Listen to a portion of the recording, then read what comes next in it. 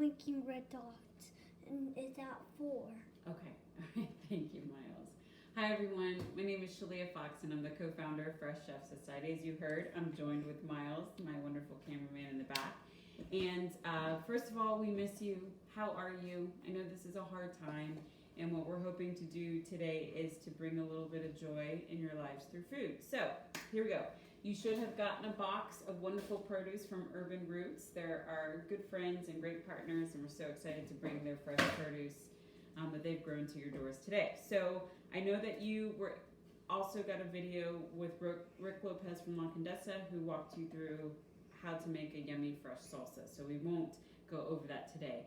But what I did want to do is to go over the ingredients in the box, give you some ideas of what you can do with them, and then we're also going to demo how to chop a couple of vegetables and get ready to roast some.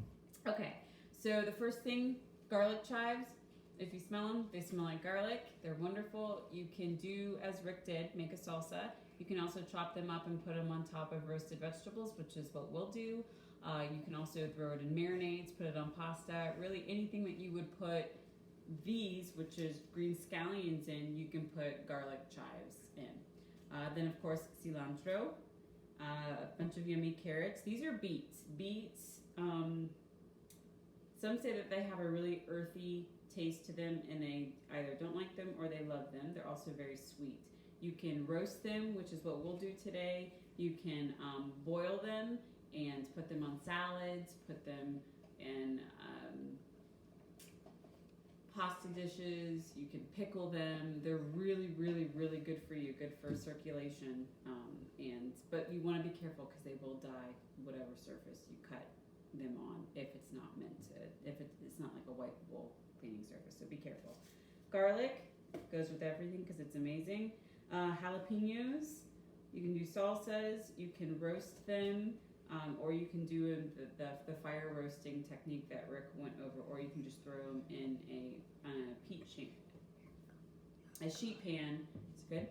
A sheet pan and roast them. We aren't going to throw them in our roasted vegetable medley because we're not exactly a spice loving family. So we're just going to stick to the squash. We're going to do a couple of tomatoes. We're going to do 3 carrots, and then maybe we'll do just 2 beets. So yeah, that's everything. Oh, and then of course we got some really yummy olive oil that we'll use to toss our vegetables in before we roast. You got a bag of potato chips. Actually, these are tortilla chips. They are not potato chips. I'm sure they don't want, Siete doesn't want me to call it potato chips, so forget I said that. And then you got a bag of yummy sourdough bread. We have just been noshing on it since we got it yesterday. I like to cut a tomato, put some salt and pepper on it, and just eat it and let the juices drain all over my face. So you can do that too. Miles, be careful, you're gonna knock the camera down. This is a very homemade video. Okay, first thing, let's get to chopping. Let me move all this over.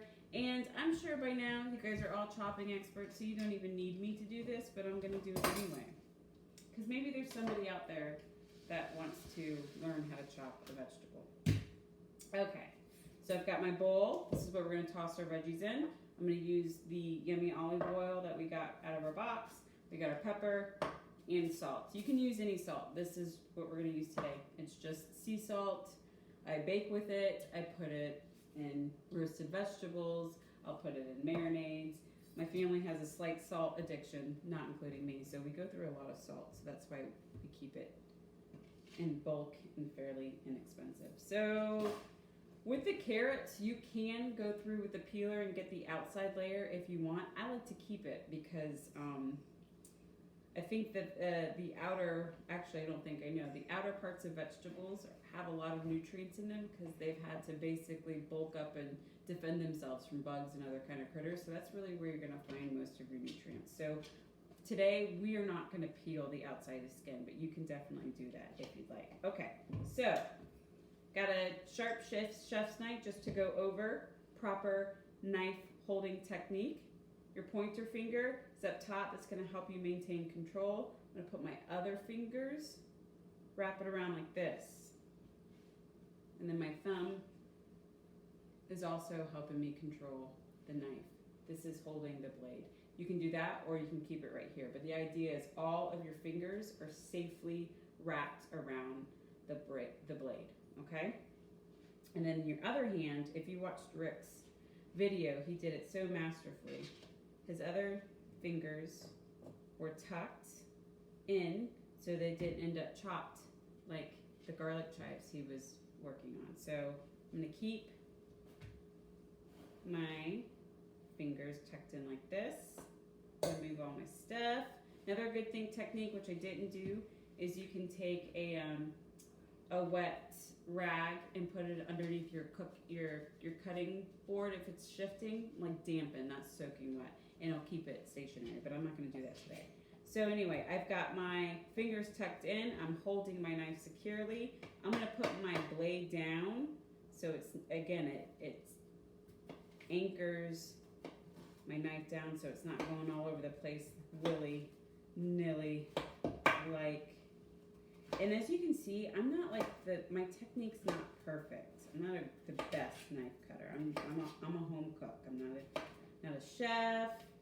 I don't think they'd hire me. That's okay. I always worked in the front of the house. I was a server. That's how I paid my way through college. But I did dabble in the back every now and then, but all I did was just like heat up quesadillas and stuff. So anyway, we're gonna keep our chunks fairly big for roasting vegetables, and the big thing is to cut it all evenly. Am I doing good? Miles just told me I was doing good. Thank you, Miles.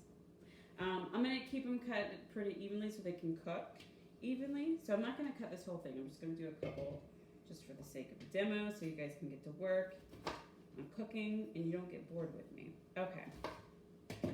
So, and next, let's do a tomato. We're gonna do the same thing. This knife is pretty sharp, so it can cut through a tomato pretty easily. But I know sometimes if you don't have a super sharp knife, it ends up like smashing your tomato when you're cutting. So let me grab one more for you to use if you're cutting tomatoes. It's just like a cheapo serrated knife. You can't see because obviously it's not zooming in. Anyway, or not a bread knife, but just this easy serrated end of a knife.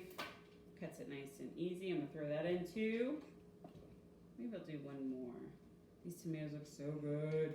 So another thing that I like to do with tomatoes is I like to make something called a tomato pie. Oof, it's my favorite thing to do in the season. And it's just tomatoes and mayo and cheese and dill, maybe some bacon, and an egg, and it's roasted in the oven, and it is amazing. Okay, I'm gonna switch knives, put that there, finish doing the same technique so you can see they're all pretty much the same size. These are getting kind of tiny, so I won't cut them in fours. Instead, I'm gonna cut them in two to keep the size consistent again. All right, see, two. All right, and then carrots. So there's a couple of different ways you can cut a carrot. I'm just gonna go the little ends. I'm not doing a huge amount. See, my ends are super tiny because I want as much as the carrot as I can get. So I'm gonna cut it in the middle, all right? And then I'm gonna half one of the sides, and then I'm gonna cut them again. Again, I'm keeping the outer skin on here because that's a very nutritious part of it. How you doing, Miles? Good. Good? Okay. And then last, we'll do the beets. The beets, I keep the skin on too. You can take it off, but I keep it on. I know a lot of people, but you can roast them separately. Another really cool way to do beets is to kind of take 3 or 4 of them,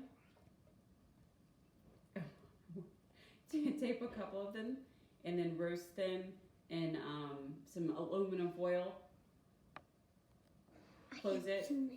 I can zoom in. You can zoom in. Okay, he's zooming in, he tells me. So you can put them in some aluminum foil, put some salt, pepper, olive oil, seal it, throw it in the oven, and then for 30 minutes, let's say 30 minutes, and then when it comes out, it's super soft and you can peel the skin off. So that's one way to do it, but we're gonna keep the skin on. All right, So again, cutting it even so it's similar in size to our squash. You're gonna zoom in? Tell me when to zoom in. Oh, okay. I'll let you know. Miles says he can zoom in. He's already so good at this for our first video. Okay. All right, what we've got here, we've got some beets, we've got some carrots, we've got some squash, and we've got some tomatoes. We got a little mini bottle of a local olive oil company called Conolio, and I'm going to do 2 tablespoons. You know what? Let me get some measuring spoons. I was just going to wing it, but let's not do that today. Let's be legit. Okay, so 2. Miles, can you count? 1. 1. We're going to pour it in. 2. I think that's good, right? Now, I'm not going to measure the salt and pepper. But what I'm doing that you can't see is I'm just making sure the top of my layer is covered with plenty of cracked pepper. That's the one thing I'm going to say. Get you some fresh cracked pepper. It makes a huge difference. All right, salt. Okay, then I'm going to take my hand. You can take a spoon, but I'm going to take my hand. And I'm just going to gently mix these yummy roasted veggies and until they're nicely coated evenly. And then I've got my cookie sheet all ready to go, or your pan sheet pan, whatever you want to call it, slimed. And then I'm just going to pour these beans in here. Drip, drip, drip, get all the juices. And then I'm going to spread them out, make sure everybody has enough room to roast and to breathe and to be who they want to be in our sheet. Okay, then I'm going to put them in the oven at 350 for about 30 minutes and then take them out and let them cool. We're going to eat